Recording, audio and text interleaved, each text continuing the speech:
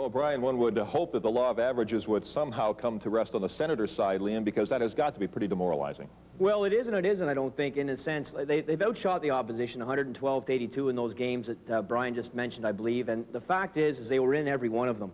And this is the difference. What was going on under Dave Allison and initially under Rick Bowness is that they weren't in a lot of these games. The effort wasn't there, and now the effort is there. And I think the season ticket holders and the fans who have been coming and are filling tonight against Philly are going to be happy with the effort that the team is providing on the ice, and that's the key. Yeah, I think Jacques Martin has always been concentrating since he got here on the process rather than the result.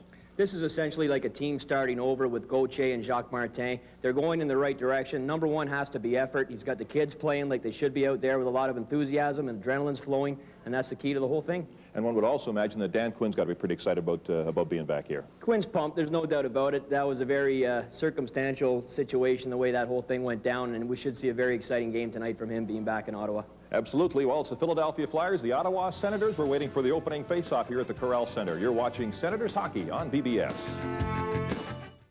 Played almost 5 minutes here of the first period at the Corral Center. No score, Flyers and Senators.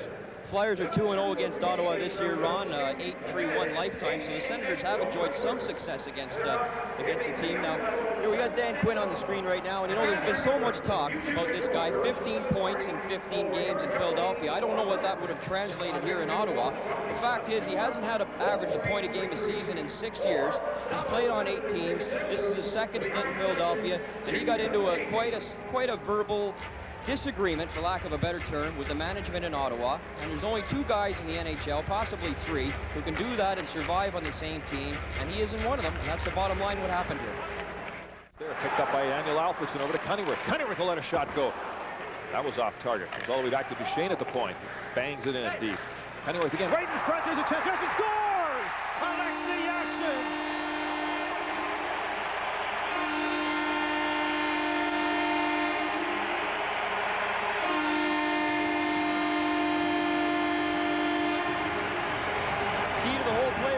Shooting the puck. And you know what's funny, you mentioned that you thought Cunninworth shot the puck wide. I think he might have deliberately shot it wide. I don't know if we'll see that far enough back on the replay or not, but here it is going around the horn. Now this he just throws it out front. It's a soft goal by Hextall, beat it through the 5-hole, and it wasn't much on it. I think he was expecting a much harder shot. You see that happen occasionally in hockey. As a goaltender, they expect a more difficult shot. It's not there, and one will dribble through. But if you put the puck on net, anything will happen. The key obviously was initially in that rush going on the offensive zone, shooting the puck on the net, towards the net, and creating the opportunity. Started at a turnover at center ice from Daniel Alfredson. Johnny 1-0. The Ottawa Senators lead the Mighty Ducks of Anaheim. 9 minutes, 12 seconds left in this first period. A rare matinee game here at the Civic Center. There is another game being played this afternoon out of town. The Jersey Devils lead the Philadelphia Flyers 1-0 on a goal by Bobby Halik. Mike Sillinger on the screen, Ron. This guy right now is the hottest Anaheim Duck. He scored in 4 consecutive games, and we just saw an example of why there on that last shift. He's very aggressive when he doesn't have the puck. He creates a lot of opportunities for himself, and he's got good hands, and he's gaining confidence, and right now he's one of the hot Ducks. The boards go down to Steve Duchesne will touch it, and that'll come all the way back on the icing call. 5 minutes, 32 seconds left in this game at the Civic Center, and the first period, rather, of this game at the Civic Center, with the Ottawa Senators leading the Mighty Ducks of Anaheim 1-0. Ron Wilson on the screen. Ron Wilson beside me. What's happening? What's happening? Yeah, I don't know about you, Ron, but that Ron Wilson had a father who played in the NHL, as well as an uncle who was originally the original Iron Man, 580 consecutive games. His uncle Johnny, his father Larry played in the NHL. Did your father play in the NHL? No, it didn't even come close. That Ron Wilson, of course, also played in the Toronto organization for a time. That's right. He played with an old friend of mine, Trevor Johansson, who was a defenseman with the Maple Leafs. Oh, I got a good story about that.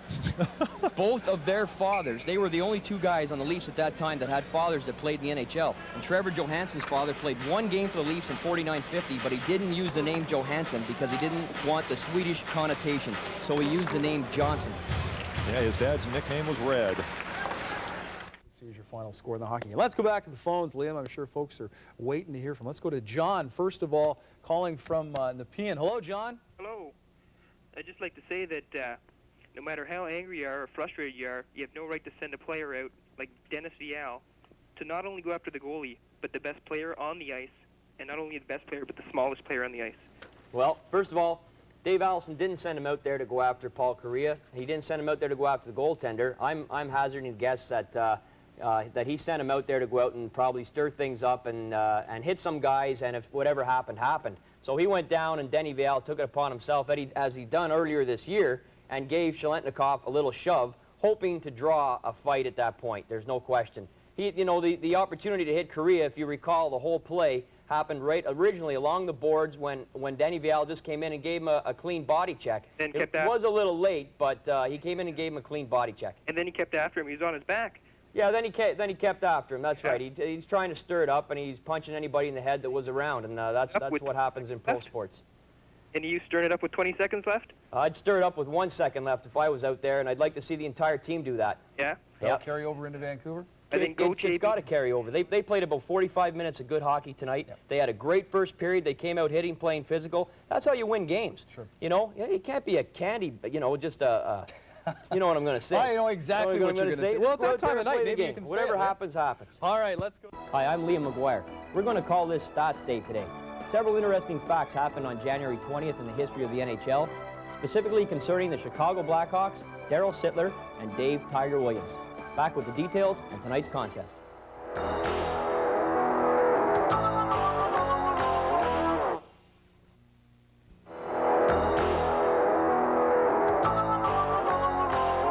January 20th, 1952. You may have seen it in the papers today. It was the first afternoon game ever played in the history of the NHL at the Chicago Stadium in a game between the Blackhawks and the Toronto Maple Leafs.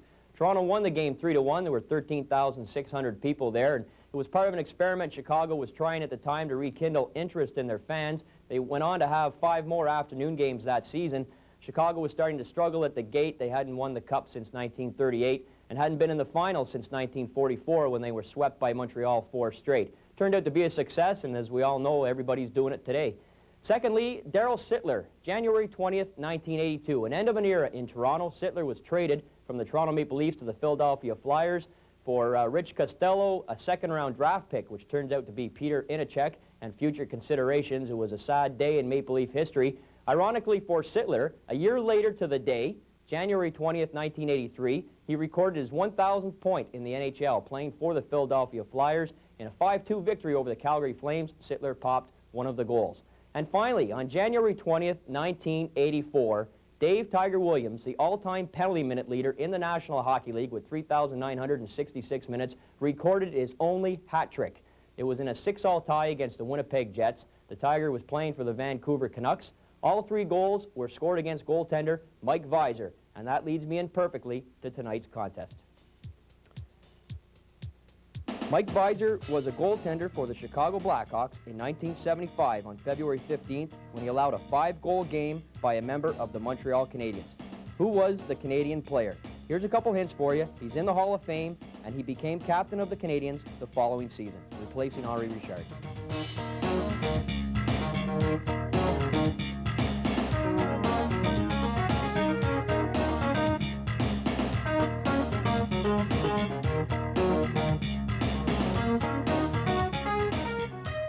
Good luck on tonight's contest. Here's some snappers for you. We'll see you again next week.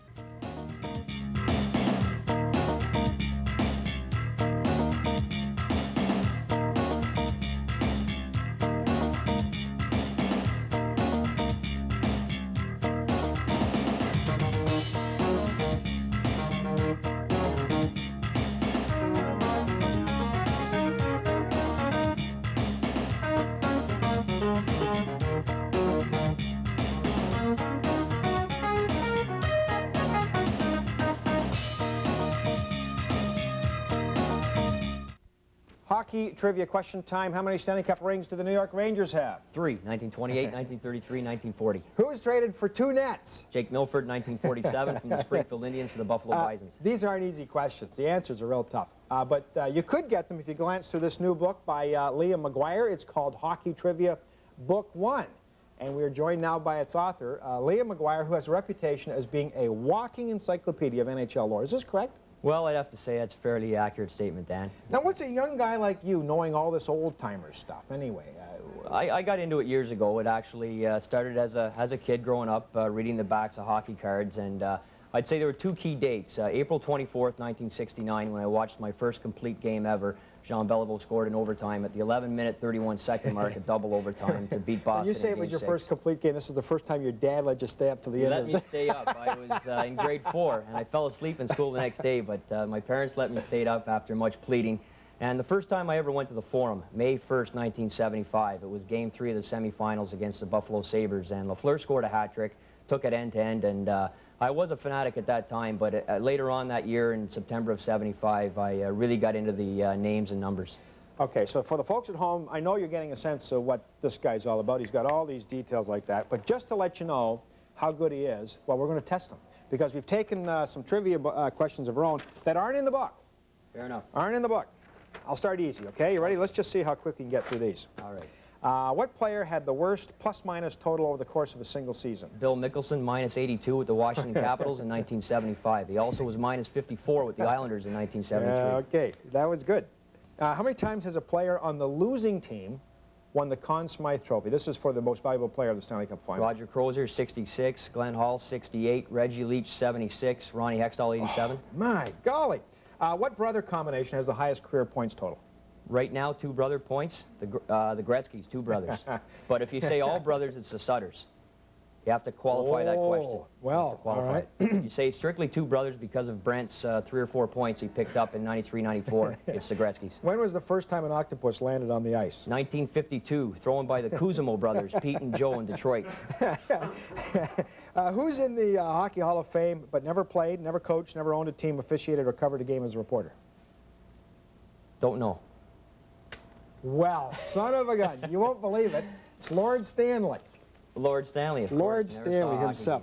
How do you do this? Do you have tricks? Do you have memory tricks? A lot of it is repetition, but and also it's a labor of love. The book was a labor of love, and I love doing it. But I will say that besides reading every night, I use a lot of association techniques that probably everybody did in high school to cram for exams or whatever. One date can hold significance for 14 or 15 different items. What do you read? You say you read every night. I read the Hockey News cover to cover when it comes in weekly. I have a vast library of books and magazines, anything on hockey, especially pertaining to the National Hockey League, I try and pick up and read. Mm-hmm. Are you in, now, a lot of guys like your age don't care about what happened in the 40s or the 30s. No. How is it you've come to be interested in what happened in the old days and most hockey fans aren't?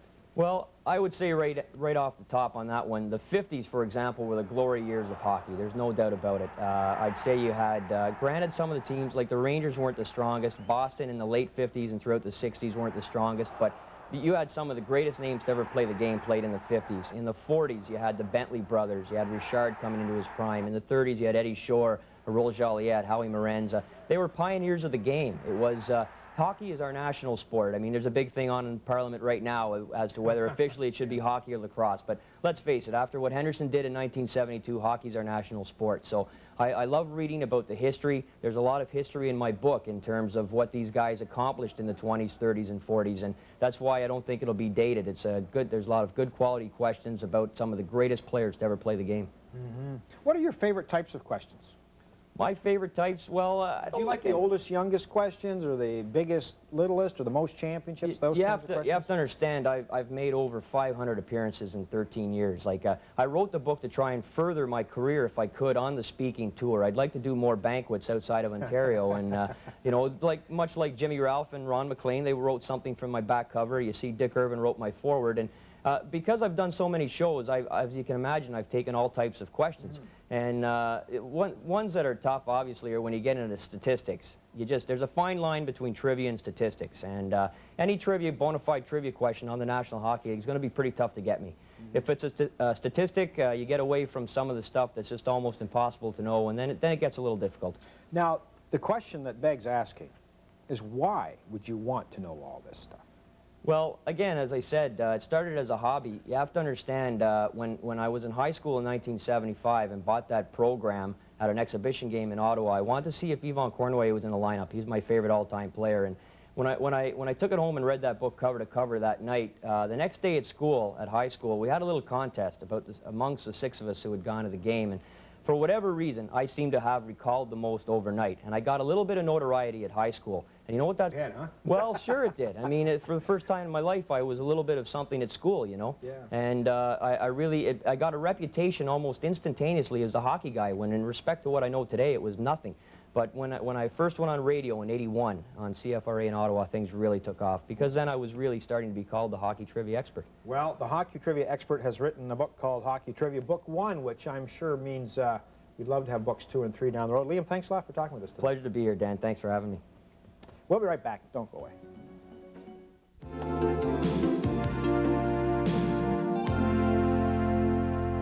Liam's here. It's not only trivia. I have to wear my glasses because I have to read my questions, and so I don't foul that up. Welcome back to Hockey Mag with your 10th appearance. Liam tells me he's good in facts and figures. You're the all-time record holder if anybody's keeping trivia on Hockey Magazine. Be right up there with Red Fisher, I guess, isn't it? Just about.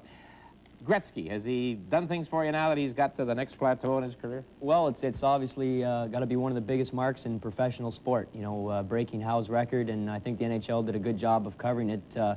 Fortunately, it wasn't available to as many viewers as would have liked to have seen it, but certainly in stopping the game and the presentations that were made, and it's 1,851st point, and it was well handled, I thought. You just wonder, Liam, if in years to come, two guys will be sitting on some TV set talking about somebody who breaks his record. Somehow, I don't know. Somehow, I don't. No one thought, I think, when Esposito set the single season marks, that they'd tumble, and sure enough, they did. So now we'll wait and see if Mario can turn it up a notch or two. Gordy played for all those years. Nobody's ever beat Gordy Howe, but somebody did. So there you go. Yeah. We're going to switch things around just a little bit. We have our regular trivia each week, and we show the question on the screen. Well, Liam has come up with some questions for you, the viewers at home. Yes. He's got 3 of them. So what have you got? The first one. First one we've got, of course, concerning Wayne Gretzky. Who was the goalie when Gretzky scored his first NHL goal?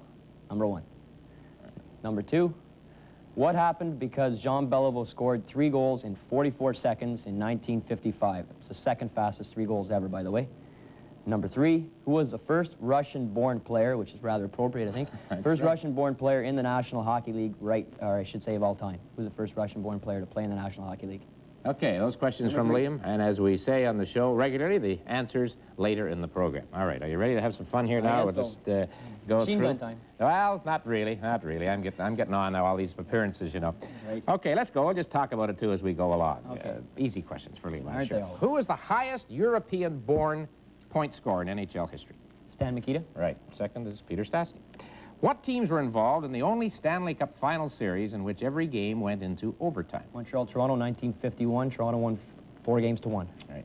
I was trying to think who got the winning goals. Barilko, Harry Watson, Sid Smith, and I think it was Ted Kennedy. Kennedy or Sloan? Sloan got the goal that tied it up in the last game. in Game 5. And who got the overtime winning goal for Montreal? The Rocket That's right. It was third of that year. First U.S.-born player to be picked #1 overall in the NHL draft. Brian Lawton? 1983 by Minnesota. How many times has there been more than 15 shutouts by one goalie in a single season? More than 15. Yeah. Hainsworth has a record with 22. Alex Connell had 2 seasons of 15, I believe. More than 15. More than 15.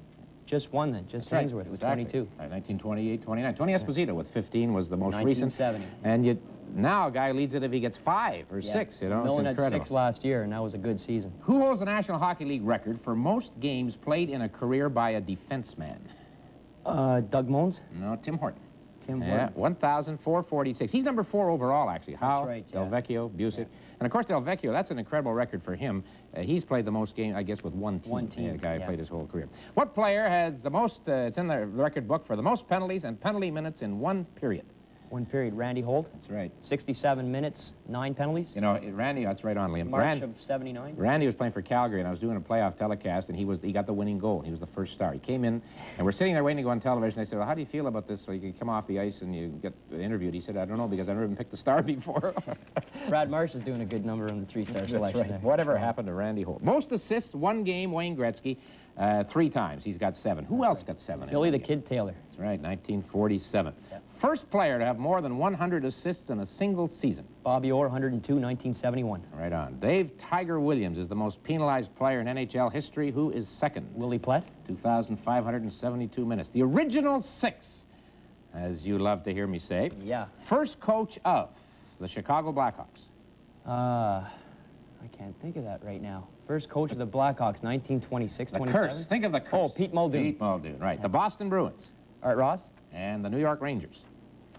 The first coach, actually, was Conn Smythe. They never played. He never, they let him go, and then it was Lester Patrick. Right. All right. Which of those three men we just mentioned had a grandson who played in the NHL? Patrick did. That's right. Greg Patrick was his grandson. I've ever asked you a question from the rule book. Eh? Not I don't to know. my Now, knowledge, this is but when a player receives a game misconduct penalty, how many minutes is he assessed in the PIM column? 10. 10, right on. So you see the rule book. I should have gone more to the rule book. What the heck? Who is second to Wayne Gretzky among active players in total points over the last 10 years? Peter Stastny? Right. He's got quite a record, Peter Stastny, let's face it. When Mario Lemieux becomes the Pittsburgh Penguins' all-time scoring leader, whose record will he break? Points now you're talking? No, goal scoring. Goal scoring. Rick Keogh? No, John Pronovo. John John Pronovo had 316. Mario started the year with 300. John was a regular on our show last year. Who is the only player to score over 50 goals in one season for the St. Louis Blues? Wayne Babbage? 54 in 80-81. He got his 50th here in Montreal. I think Brett might give that one a run this year. So. Who was the last player to score 50 goals in one season for the Montreal Canadiens? The last player. Stéphane Richer. Right. So I kind of, we talk about this. We talk about this, the recent ones. During his playing career, what three teams owned the services of Red Kelly? Red Kelly, Detroit Red Wings, Toronto Maple Leafs, and the, okay, is this a trick question, sort of? A little bit. About the trade, New York Rangers? New York Rangers, right on. 1961, Mark Rayome, and then Eddie Shack was involved. Kelly wouldn't go. Kelly wouldn't go, yeah. Red Kelly retired as a player after 66-67. What was his next job in the NHL?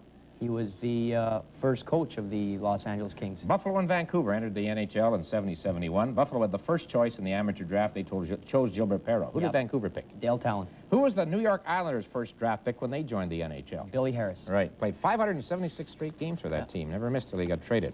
When the Rockets set the record for most goals in one season, whose record did he break? He broke Joe Malone's. And when he became the NHL's top career goal scorer in 1952, whose record did he break? Nell Stewart of 324. When the New York Americans changed their name, what did they change it to? Brooklyn Americans. 1941. What was the nickname of the first NHL team in Detroit? Detroit Cougars. Who are the only two rookies to score over 50 goals? Mike Bossy, 53, Joe Noondike, 51. Who was the youngest player to reach the 100-point mark in a single season? Youngest player. Mario Lemieux? No, Dale Hawerchuk. I was going to say that, too. 18.1 years. Who was the oldest to get 100 points? Johnny Busick? No, Gordie Howe. Oh, Gordie Howe. 41 years of age. We're running out of time. What are the dimensions of a goal net? 6x4? Right. A good point. Right now, who's the oldest player in the NHL? As we speak. Now, Boris Salmi? That's right. And I got another one here. Who's the all-time career goal scorer for the Philadelphia Flyers? Bill Barber? Right on. And for the Leafs? Daryl Sittler? Right on again. Liam did very well. We'll be back with Liam's answers in just a moment.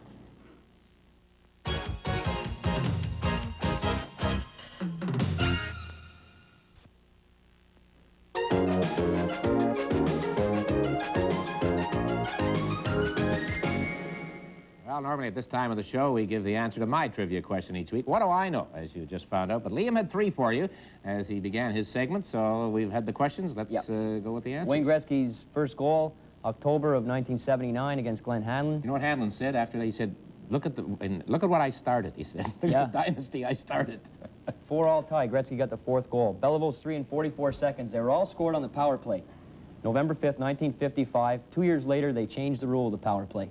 And you think about it, Beliveau, who was at Dickie Moore in the Rocket, and Doug Harvey and Jeffrey on the points, probably the greatest power play in hockey history. So what the rule change was, what they let the player, once the goal was scored, he could come out of the penalty box. That's right. Yeah, because those three goals were scored, the guy stayed in the whole time. Yeah. Right. And the first Russian born in the NHL was Johnny Gosling of the Chicago Blackhawks. He was born in Odessa, Russia, 1905. Now, his first year was 1929. That was your dad's last year. So did your dad, do you think, lace it up with him or what? Oh, sure. And he also coached him. My dad's first year as a coach, Johnny Gosling was a player. We just found out through some digging that the second Russian-born player in the NHL was Sweeney Schreiner, who was listed in most books as being born in Calgary. Yeah. But we have dug that one up. And he back-to-back scoring champions, 36 and 37. You've got a big night coming up at the Original Six at the restaurant and bar in Ottawa. Tuesday, November 28th, we got four guys, Gump Worsley, Eddie Shack, Gordie Howe, and Rocket Richard. All right, show up. You people in Ottawa, thanks, Liam. See you next week. So long.